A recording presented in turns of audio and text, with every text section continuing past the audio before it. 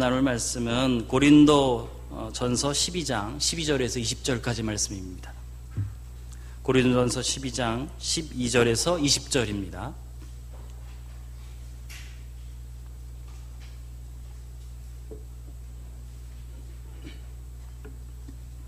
고린도전서 12장 12절에서 20절까지 말씀 한 절씩 교독하겠습니다. 몸은 하나인데 많은 지체가 있고 몸의 지체가 많으나 한 몸인과 같이 그리스도도 그러하니라.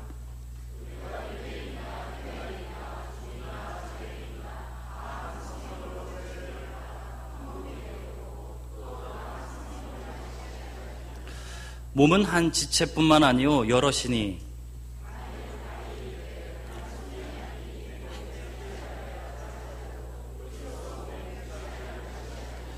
또 귀가 이르되 나는 눈이 아니니 몸에 붙지 아니하였다 할지라도 이로써 몸에 붙지 아니한 것이 아니니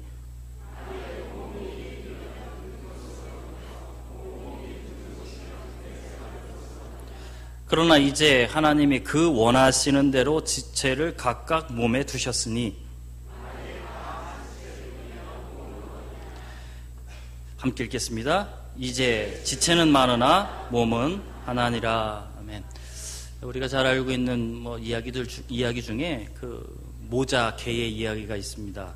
바다의 개 이야기하는 거죠. 엄마 개가 막 걸어가다가 뒤를 돌아보니까 자기 아이가 걷는데 옆으로 걷거든요. 그래서 아이에게 얘기했다는 거죠. 너 왜 똑바로 걷지 못하냐? 얘기했더니 이 아이가 이렇게 얘기했다는 것입니다. 저는 엄마가 걷는 거 보고 걸었을 뿐이에요. 제가 걷는 것을 고치고 싶다면 엄마의 걸음부터 고치세요. 이 이야기 여러분 많이 들으셨죠? 그런데 이게 문서상으로 언제 최초로 등장하는 줄 아십니까? 이것이 1899년 1월 12일자 독립신문에 재미있는 비유라는 그런 제목으로 쓰여진 글 속에 나오는 것입니다. 그러니까 1899년에 이미 이제 글로 써졌던 그런 이야기예요. 자, 그런데 이 이야기를 왜 그곳에 썼을까 이렇게 살펴보고 계속해서 밑으로 내려다보면 그 당시에 이 밤에 도둑질이 굉장히 많아서 백성들이 밤에 편안하게 잠을 못 잤다라는 겁니다. 근데 그 얘기를 하고 싶은 것이 아니라 그런 도둑들이 있다. 그러면서 밑에 이런 글들이 나옵니다. 이제 결론 부분이 이렇습니다. 임금의 관리가 되어서 한편으로는 월급을 타먹으면서도 다른 한편으로는 여러 가지로 탐악하여 백성의 재물을 탈취하는 사람들이야말로 도둑놈 중에도 큰 도둑놈들입니다. 이런 도둑놈들은 다스리지 아니하고 그들을 본받은 아래 도둑놈들만 책망하는 것은 큰 개가 그 자식을 꾸짖는 것과 같습니다. 이 이야기 하고 싶어서 그 개 이야기를 한 거예요. 그러니까 개를 비유로 들어서 그 당시에 탐관오리들에 대해서 이렇게 고발하고 싶었던 것입니다. 비유라는 것은 그런 것입니다. 어떤 이야기를 통해서 어떤 것들을 더 이게 구체적으로 이제 보여주고 알려주고 쉽게 풀이해 주는 것이죠. 오늘 본문을 보시면 12절 말씀의 중간에 이런 말씀이 나오죠. 가치라는 말이 나옵니다. 가치. 이 가치가 언제 많이 듣는 말이냐면 예수님께서도 이렇게 말씀하신 적이 있어요. 천국은 마치 밭에 감추인 보화와 어떻다고요? 같으니, 같다 이렇게 말씀하는 거죠. 그러니까 뭐뭐와 같다라는 표현은 어떤 비유적인 표현을 하는 것이에요. 그래서 오늘 본문은 그 비유를 우리에게 말씀해 주는 것입니다. 자, 12절 말씀을 보시면 이렇게 말씀하죠. 몸은 하나인데 많은 지체가 있고 몸의 지체가 많으나 한 몸인과 같이 그리스도도 그러하니라. 성경은 먼저 우리의 몸의 이야기를 합니다. 우리 몸의 이야기래요. 몸이 우리가 있고 그 몸에 많은 지체들이 있잖아요. 눈도 있고 코도 있고 귀도 있고 입도 있고 많은 지체들이 있는데 이 몸은 어떻게 이루어졌는가? 그 지체들이 다 모여서 이루어졌다. 그 얘기를 하는 것이에요. 그러니까 몸이 그런 것이에요. 그와 같이 성경은 그와 같은 것이 있다. 이렇게 말씀을 하며 우리 가운데 시작하는 것입니다. 예, 그것이 무엇이겠습니까? 27절 말씀을 보세요. 27절 성경을 보십시오. 오늘은 요 근방에 있는 성경을 보셨으면 좋겠습니다. 본문도 여기 보여주고 성경 구조도 다 보여주니까 성경들을 안 보시더라고요. 그래서 어느 분들은 성경도 안 갖고 오세요. 다 보여주니까. 오늘은 요 근처의 말씀은 이제 직접 보았으면 좋겠습니다. 27절 말씀에 이렇게 말씀합니다. 함께 읽어보겠습니다. 시작. 너희는 그리스도의 몸이요 지체의 각 부분이라. 예, 몸의 이야기를 하는 것은 이 이야기를 하고 싶은 겁니다. 그리스도의 몸도 많은 지체들로 이루어졌다. 에베소서 1장 23절에 교회는 그의 몸이라라는 말씀이 나오잖아요. 그래서 그리스도의 몸은 바로 교회다. 그래서 다시 말하면 이걸 이제 결론 내려지면 교회는 많은 지체들로 이루어졌다. 그것을 말씀하는 겁니다. 교회는 많은 지체들에 의해서 이루어진 것이에요. 그렇다면 이 교회의 지체가 누굽니까? 지체. 마태복음 16장 13절에서 20절 말씀에 보면 우리가 아주 익숙한 말씀이 나와요. 예수님께서 제자들에게 물으셨어요. 사람들이 인자를 누구라고 하느냐? 뭐라고 대답했습니까? 침례 요한요, 엘리야요, 어떤 사람은 에레미야라고 합니다. 어떤 사람은 선지자 중에 한 분이라고 말씀합니다. 예수님은 그것을 듣고 싶은 것이 아니었던 것 같습니다. 그 다음의 질문이 중요했던 것 같습니다. 주님이 제자들에게 묻습니다. 그래, 다 좋다. 사람들은 그렇게 나를 생각하지? 그러면 너희는 나를 누구라고 생각하냐? 그거 물어보시는 겁니다. 여러분은 주님이 누구십니까? 그때 우리의 수제자 베드로 입을 열어서 놀라운 고백을 합니다. 주는 그리스도시요 살아계신 하나님의 아들이십니다. 예수님은 이 베드로를 칭찬해 주셨어요. 그리고 그 베드로에게 이런 약속을 주셨습니다. 마태복음 16장 18절입니다. 이것은 함께 읽겠습니다. 이것은 여기 써놨고요. 16장 18절 말씀입니다. 함께 읽습니다. 시작. 또 내가 내게 이르노니 너는 베드로라. 내가 이 반석 위에 내 교회를 세우리니 음부의 권세가 이기지 못하리라. 이 성경 구조를 가지고 가톨릭에서는 교황권을 얘기하는 겁니다. 그래서 그 교황, 그래서 일대 교황이 누구냐? 베드로라는 거예요. 그러니까 베드로야 반석 위에 내 교회 이 베드로란 이름이 반석이잖아요. 그러니까 이게 반석이는 이 베드로다. 그러니까 베드로 위에 교회 세운다. 그래서 베드로가 일대 교황이다. 이렇게 이야기하는 거예요. 그리고 교황권을 계속해서 이야기하는 겁니다.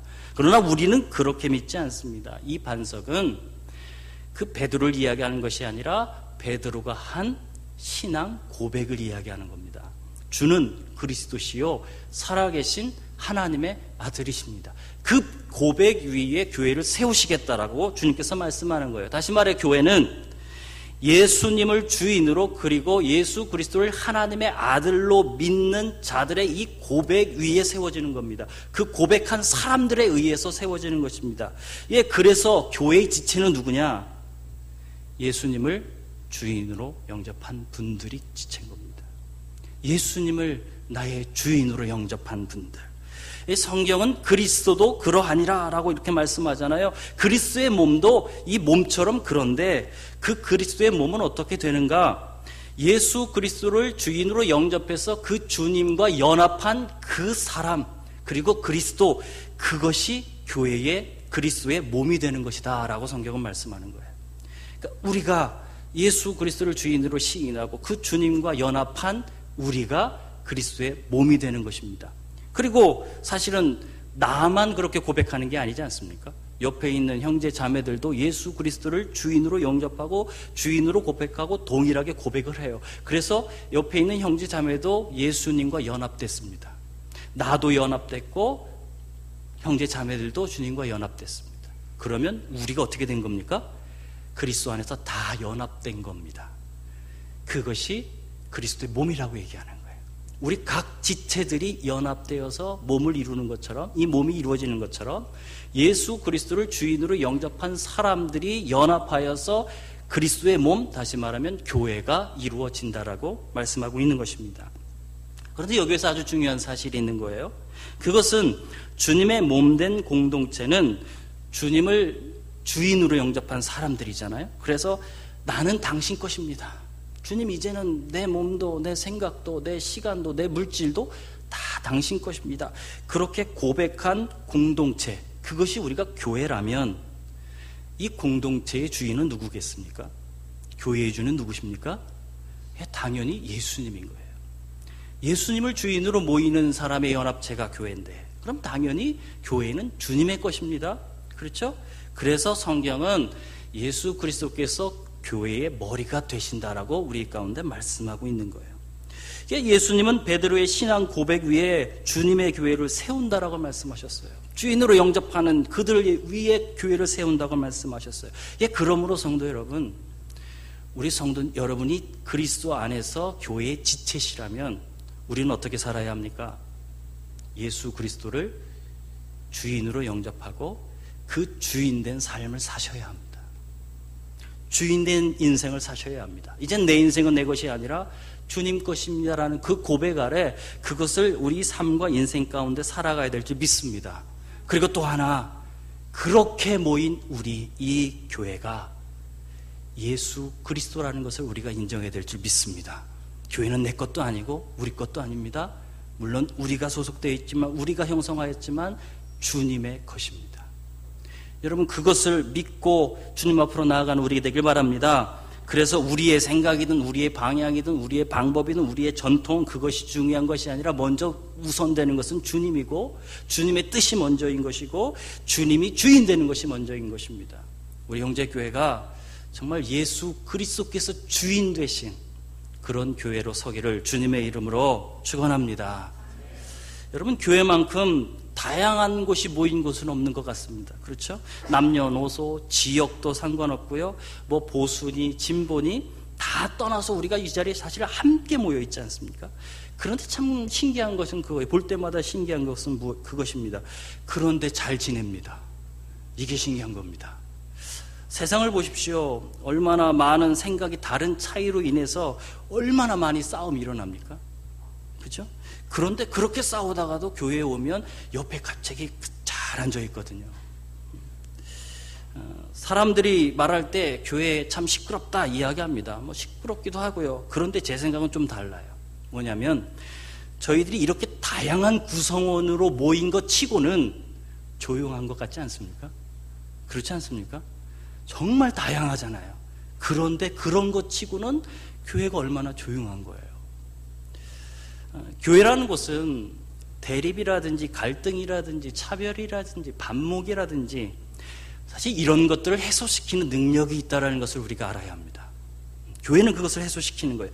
그래서 교회는 세상과 좀 다른 모습들로 우리 가운데 서고 있는 것이 아닙니까? 물론 생각의 차이가 있어서 때로 우리가 서로 다툼을 하기도 합니다. 하지만 그것을 이겨나가는 능력이 교회 안에 있습니다.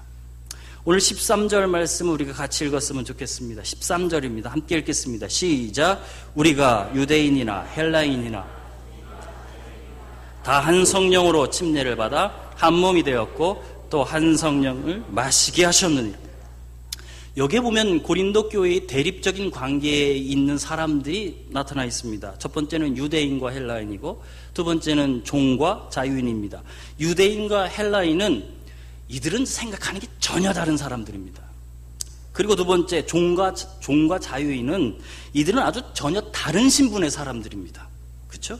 그런데 성경은 그들이 그 모든 것을 뛰어넘고 한 몸이 되었다라고 성경 말씀합니다. 그 모든 것을 뛰어넘어서 한 몸이 되었다라고 말씀합니다. 저에게서 영원한 숙제가 있습니다. 영어입니다. 사실은 오래전에 포기했거든요. 그래서 나는 영포했다. 그래서 영포했는데 그래도 자꾸 부담이 오고 그래도 또 해야 되나 뭐 이런 생각이 들어요. 어디선가 들은 이야기가 그렇습니다. 우리 청소년들이 그 로봇 대회에 나가서 정말 잘 만들고 좋은 성적을 얻었는데 이제 설명을 해야 되잖아요. 영어로 설명해야 되는데 이 아이들이 영어를 못하는 거예요. 그래서 뒤로 밀려났다라는 그런 이야기를 들었어요. 어떻게 보면 조금 이게 좀 불공평하지 않습니까? 미국에서 태어난 아이들은 그냥 만들어서 자기 말로 얘기하고 우리나라 학생들은 그거 잘 만들고 그것도 설명하기 위해서 열심히 노력해서 설명해야 하고 어떻게 보면 좀 불공평한 것 같아요. 그런데 이럴 때마다 생각나는 사건, 항상 우리의 뇌일에 스쳐가는 사건이죠. 바벨탑 사건.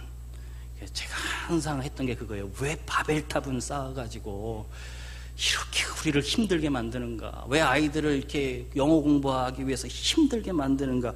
바벨탑을 쌓지 않았다면 지금 나 한 언어일 테고 이런 수고로움은 우리 가운데 없을 텐데, 우리 가운데 고생은 없을 텐데 라는 그런 생각을 우리가 가집니다.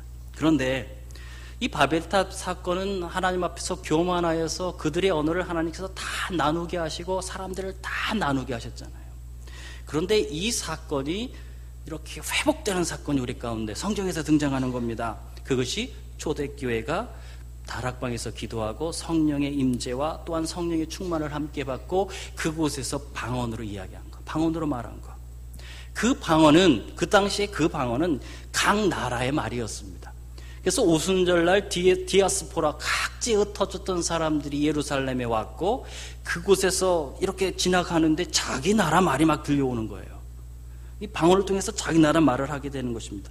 이게 무엇입니까? 다 각기 흩어진 사람들을 이 성령의 역사 가운데 하나로 모으는 사건이 바로 성령의 충만과 이 방언의 초대교회의 사건이 되는 것이죠. 그리고 하나님께서는 그들을 다 모으셔서 한 형제가 되고 한 교회가 되고 초대교회를 이루셨습니다. 성령의 역사는 무엇입니까? 우리를 하나 되게 하는 역사입니다. 성령은 우리를 하나 되게 하는 거예요. 에베소서 4장 3절 말씀을 우리가 같이 한번 읽었으면 좋겠습니다. 에베소서 4장 3절 말씀입니다. 같이 읽습니다. 시작. 평안에 매는 줄로 성령이 하나 되게 하신 것을 힘써 지키라. 예, 성령이 이미 하나 되게 하신 것을 힘써 지키다라고 말씀하잖아요. 예, 교회는 좋은 시스템이 있고 좋은 교육 프로그램이 있고 좋은 건물이 있고 좋은 인적 자원이 있다고 돼서 하나 되는 것은 아닙니다. 여러분도 잘 아실 것입니다. 그렇죠? 성령님께서 교회 안에 역사하지 않으면 교회는 정말 좋은 것을 갖고도 하나 되기 어려운 것입니다. 분쟁이 일어나게 되고 분열이 일어날 수밖에 없는 것입니다. 왜 그렇습니까? 앞에서 말한 것처럼 우리는 너무 다르기 때문에 그래요. 다 다르잖아요. 생각도 다르고 환경도 다르고 살아온 삶도 다르고 다 다릅니다. 교회는 정말 아주 다양한 사람들이 모여 있는 곳입니다. 본문 앞에도 보면 교회 안에서 하나님이 주시는 은사가 다양하고 하나님이 주시는 직분도 다양하고 하나님이 주시는 사역도 다양하다고 말씀하셨습니다. 그래서 우리는 언제나 분쟁할 수 있는 사람들인 겁니다.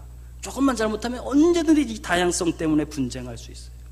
자, 본문의 13절 하반절 말씀을 보시면 뭐라고 되어 있습니까? 다 한 성령을 마시게 하셨느니라. 이 고린도 교회는 다 한 성령을 받고 그들은 한 몸이 되었다라고 오늘 성경에 말씀하고 있는 겁니다. 이 복음을 믿고 구원을 받을 때 성령님은 우리 안에 거하십니다. 여러분 믿으십니까? 그래서 우리 안에 성령님이 계십니다. 여기서 한 성령을 마셨다라는 것은 성령님이 우리 안에 거하실 뿐만 아니라 그 성령님께서 우리를 지배하신다라는 이야기입니다. 나를 지배하시는 거예요. 여러분, 교회는 이렇게 성령님에 의해서 지배될 때 한 몸이 되는 겁니다. 그때야 우리는 하나가 될 수 있는 거예요. 성도 여러분, 여러분 자신이 성령님께 지배를 당하셔야 합니다. 그래야 우리는 다름을 극복할 수 있는 거예요. 그때서 우리는 다름을 극복합니다. 아무리 달라도 상관없습니다. 아무리 다른 생각을 갖고 있고 다른 환경에 살았다 할지라도 한 성령의 지배받으면 한 몸이 될 수밖에 없는 거 아닙니까? 내 안에 계신 성령님도 형제 자매 안에 계신 성령님도 다 같은 한 성령님이니까요. 그 성령님의 내가 지배를 받으면 우리는 하나가 되는 거예요. 한 몸이 되는 거예요.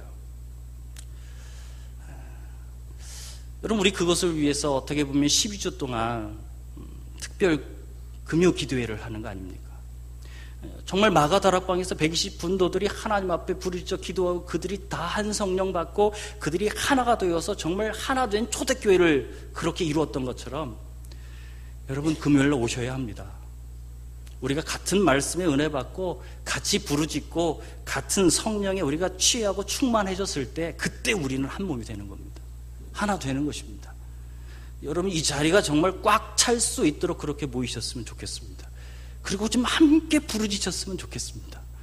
그렇게 우리 안에 성령의 역사가 임할 때 우리가 하나 되지 말라고 해도 우리는 하나 됩니다. 한 몸 됩니다. 여러분, 그렇게 몸의 지체인 우리가 성령의 지배를 받고 하나 되었으면 좋겠습니다. 예, 주님의 한 몸 된 교회로서 성령님의 이끌림을 받는 우리가 되고 그 성령님의 이끌림을 통해서 우리 형제교회가 주님의 몸된 교회로 서는 저희 교회가 되기를 주님의 이름으로 축원합니다.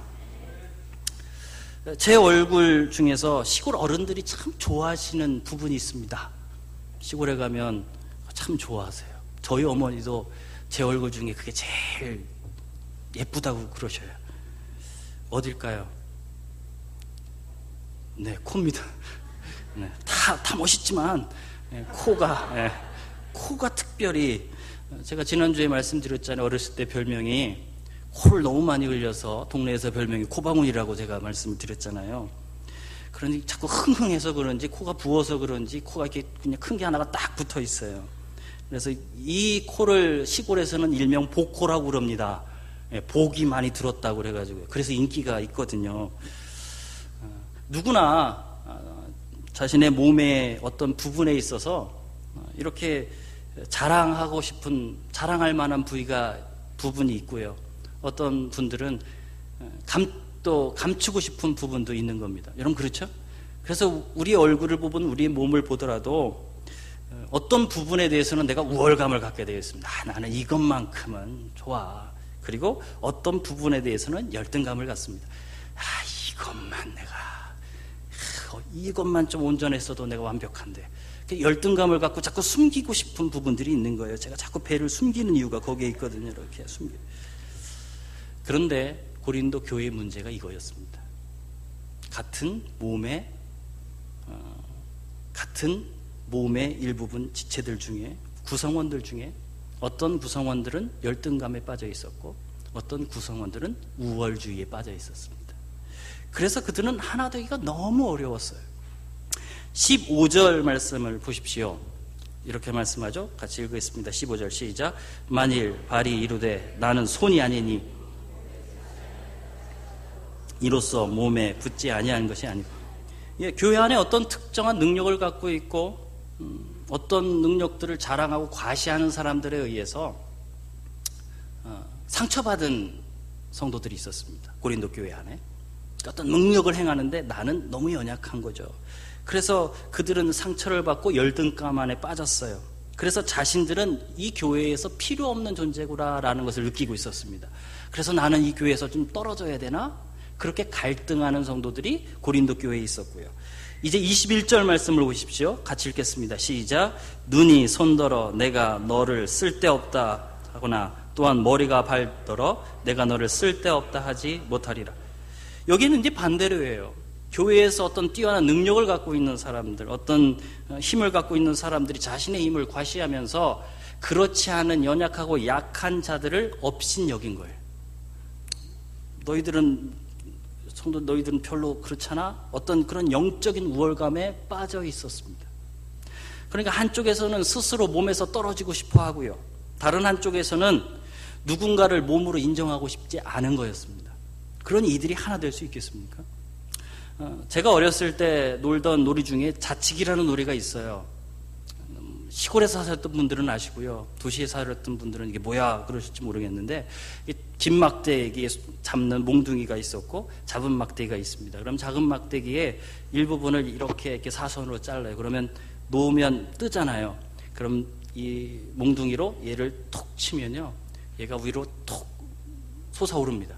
그러면 긴 막대기를 든 그걸 가지고 야구처럼 쳐내야 돼요. 그러면 멀리 날아가죠.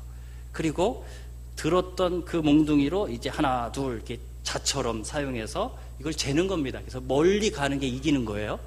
그래서 자치기라고 그러는 거예요. 자처럼 사용하고 쳤다 그래서 자치기라고 합니다. 동네마다 그런 형들이 있죠. 좀 무식한 형들이 있어요. 뭐를 해도 스케일이 다르거든요. 우리는 그 치는 몽둥이를 요만한 거 손에 잡을 수 있는 거 진다면 그 형들은 막 이런 거 짚습니다. 이런 거. 그렇게 큰 걸 짚고 이제 휘두르는 거죠. 그 힘센 형이, 그 친척 형이 이만한 걸 들고 툭 쳐서 솟아오르는 것을 아주 강하게 휘둘렀습니다. 그리고 저는 기억을 잃어버렸습니다.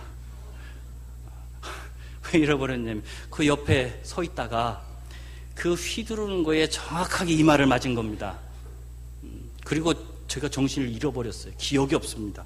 그리고 그 다음의 기억, 필름이 끊긴 다음에 다음의 기억이 무엇이냐면 그 마루에 앉아있고 제 이마에서는 피가 막 철철철 흐르고 있는 그때의 기억이 아주 생생해요. 지금도 그 영광의 상처가 이마에 남아있거든요.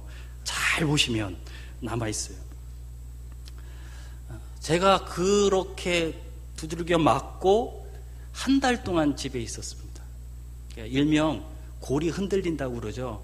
머리가 너무 아프고 막 흔들려서 움직이지를 못하겠는 겁니다. 그래서 거의 한 달 동안 집에 있어야만 했어요. 이게 참 뻔한 질문입니다만, 이렇게 이마가 찢어지고 머리가 흔들려서 머리가 아프면 머리만 아픈가요? 아니죠.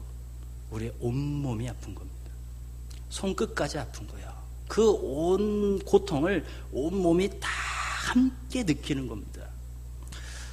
우리 26절 말씀을 읽었으면 좋겠습니다. 12장 26절입니다. 성경을 보시고요. 함께 읽겠습니다. 시작. 만일 한 지체가 고통을 받고 한 지체가 영광을 얻으면 모든 지체가 함께 즐거워하느니라. 예, 강한 자도 연약한 자도 우리는 다 한 몸입니다. 그 얘기 무슨 얘기입니까? 이제 우리는 같이 아파하고 같이 슬퍼할 수밖에 없고 같이 기뻐할 수밖에 없는 그런 관계가 되었다라는 거예요. 때로는 여러분이 그 서로의 아픔을 느끼지 못할 수도 있습니다. 그런데 그건 분명합니다. 그 영향이 나에게 온다라는 것은 분명합니다. 누군가 영적으로 기뻐합니다. 그러면 그 영향이 나에게 옵니다. 누군가 상처받습니다. 그러면 그 영향은 나에게 오게 되어 있습니다. 우리는 그렇게 한 몸으로 묶여졌기 때문입니다. 제가 이마가 피가 나고 아픈다고 해서 이마만 아픈 것이 아니라 온몸이 그것을 같이 느껴야 하는 것입니다. 자, 그런데 하나님께서 그런 우리 지체 각각을 어떻게 두셨는가 우리가 볼 필요가 있습니다. 오늘 본문 18절 말씀도 우리가 함께 봤으면 좋겠습니다. 18절입니다. 함께 읽습니다. 시작. 그러나 하나님이 그 원하시는 대로 몸에 두셨으니. 하나님께서 우리 몸을 창조하셨을 때를 한번 기억하셨으면 좋겠어요. 우리 몸을 창조하셨을 때, 아담을 빚으실 때 그냥 흙을 갖다 놓고 하나님께서 그냥 막 만들다가 그냥 아담이 나왔겠습니까? 아니면 하나님께서 계획하시고 정말 세밀하게 디자인하시고 아담을 지으셨겠습니까? 분명히 계획하셨을 겁니다. 코는 이렇게 만들어서 여기에다 붙이고 숨을 쉬고 냄새를 맡게 하자. 입은 이렇게 만들고 이곳으로 숨도 쉬고 말도 하게 하자. 귀는 이렇게 만들고 듣게 하자. 손이건 발이건 우리 안에는 모든 지체를 하나님께서는 그렇게 디자인하시고 그대로 만드셨을 겁니다. 자, 그러면 하나님께서 교회를 만드실 때는 어떻게 하셨을까요? 저는 믿습니다. 오늘 말씀이 비유죠. 몸을 그렇게 만든 것처럼 그리스도의 몸도 그렇게 아주 세밀하게 디자인하셨을 것을 저는 믿습니다. 그렇게 계획하시고 디자인하셔서 교회를 만드시는 데 있어서 우리는, 지체인 우리는 어떻게 하셨는가? 하나님이 하나님의 주권에 의해서 부르셨다고 믿습니다. 그렇게 부르셔서 우리를 한 교회로 만드시는 거예요. 여러분이 주님을 영접하셨습니까? 주님이 주인이십니까? 그렇다면 여러분은 이 교회에 꼭 필요한 분들입니다. 아무리 연약하다고요. 필요하지 않은 분들은 없는 겁니다. 우리 몸에 필요하지 않은 기관은 없습니다. 그것처럼 하나님께서 두신 여러분이 속한 그 교회에 여러분 필요하시지 않은 것이 아닙니다. 여러분이 있어야 그 교회는 온전한 겁니다. 그리고 그 교회는 세워져 가는 것입니다. 우리가 세상에 삭막하다고 이야기들을 해요. 왜 삭막해요? 우리라는 생각이 이제 사라지고 있습니다. 뭐만 남았습니까? 나, 너만 남았습니다. 나, 너예요. 우리가 없어요. 그것이 세상에 흘러가는 흐름 아닙니까? 그런데 그 흐름이 어떻게 보면 교회에도 흘러온 것 같아요. 교회 안에도 나, 너만 있습니다. 우리가 없는 거예요. 여러분, 하나님께서는 교회를 우리로 계속 계획하신 거예요. 한 몸이 되게 계획하신 거예요. 그리고 우리가 그 몸의 지체의 역할을 감당하도록 우리를 부르신 거예요. 그것이 우리의 눈에 볼 때 정말 연약하고 미미한 것일지도 모르겠습니다. 그러나 오늘 성경의 말씀을 계속 읽어보시면 그런 부분은 없다. 하나님 그런 부분도 다 사용하시고 더 아름답게 하셨다라고 그렇게 성경은 말씀하고 있습니다. 여러분, 우리가 그 지체로서의 일을 감당할 때 교회는 그때서야 온전해지고 그때서 자라가는 것을 여러분 믿으셔야 합니다. 에베소서 4장 16절 말씀 우리가 같이 읽었으면 좋겠습니다. 에베소서 4장 16절 말씀입니다. 큰 소리 읽습니다. 시작. 그에게서 온몸이 연결되고 결합되어 각 지체의 분량대로 역사하여 그 몸을 자라게 하며 사랑 안에서 스스로 세우느니라. 세상에 교회 많습니다. 분명히 우리 형제교회보다 더 훌륭한 교회도 많을 겁니다.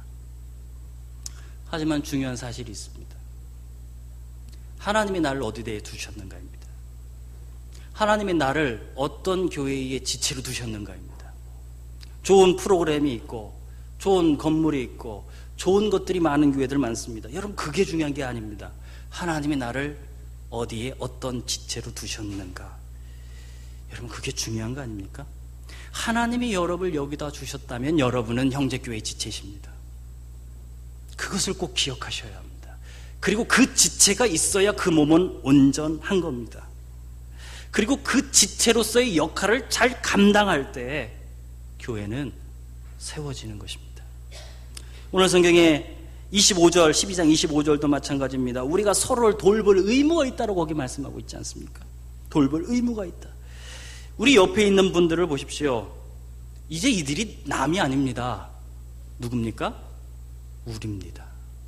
내 몸입니다. 주님의 몸입니다. 우리가 그것을 꼭 기억해야 될 줄 믿습니다. 그래서 여러분이 이제 아주 작은 일을 할지라도 내가 지체를 하면 그 일을 감당하셔야 돼요. 믿습니까? 그냥 있는 것이 아니라 내가 지체잖아요. 내가 움직여야, 내가 그 일을 감당해야 여러분 몸이 온전해지는 것처럼, 그리고 더 자라가는 것처럼 여러분 주님의 몸된 교회의 지체로서 나에게 하나님께서 무엇을 맡기셨는지를 기억하십시오. 그리고 그 일이 아무 작은 일을 할지라도 그 일을 행하는 여러분 되시기를 주님의 이름으로 축원합니다. 예, 주님을 주인으로 모셔서 그리스도 앞에 우리가 연합되고요, 그리스도의 몸이 되고요, 그 몸을 성령님께서 우리를 하나되게 묶어버리셨습니다. 끊을 수 없게 묶어버리셨습니다. 이제 우리는 그 몸된 교회를 위해서 헌신하는 하나님의 사람들이 되어야 될 줄 믿습니다. 그 일을 행하는 저희들 되기를 주님의 이름으로 축원합니다. 기도드리겠습니다. 살아계신 주 아버지 하나님, 우리를 부르러 주셨습니다. 우리를 구원하셨고, 그리고 우리를 그리스도의 몸으로 불러주셨습니다. 이제 우리는 주님과 연합되고 형제 자매와 연합된 그리스도의 몸이고 주님의 교회입니다. 주님, 하나님께서 나를 어디에 어떻게 이곳에 왜 두셨는지를 깨닫게 하여 주시고, 주님 그 지체로서의 일을 감당하며 주님께 헌신하고 살아가는 저희들 되도록 하여 주시옵소서. 예수님의 이름으로 기도합니다. 아멘.